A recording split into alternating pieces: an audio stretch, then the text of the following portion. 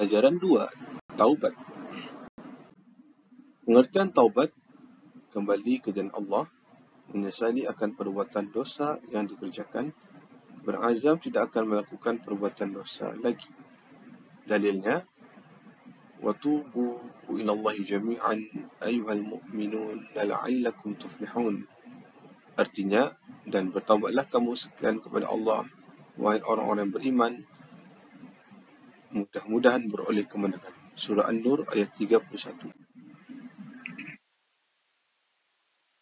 Tujuan taubat untuk mendekatkan diri kepada Allah dengan menyembahkan taat setia kepada Allah, mengerjakan suruhan Allah dan meninggalkan larangannya.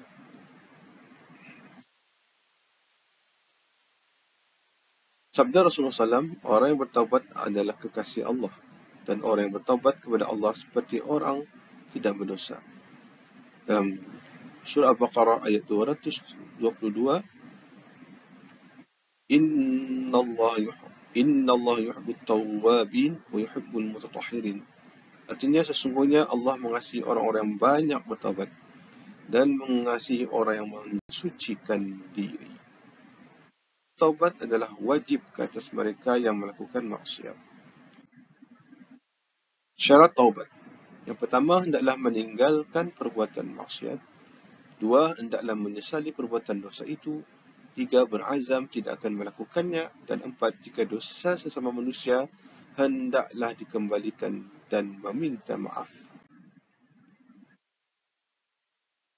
Pengertian dosa. Perbuatan yang bertentangan dengan hukum Allah, perbuatan yang menjauhkan daripada rahmat Allah, perbuatan dosa akan mendapat azab. Jenis dosa ada 2. 1, dosa kecil. Itu dosa yang boleh diampunkan Allah dengan beribadat dan amal kebajikan. Yang kedua, dosa besar, iaitu dosa yang tidak boleh diampunkan Allah kecuali dengan taubat.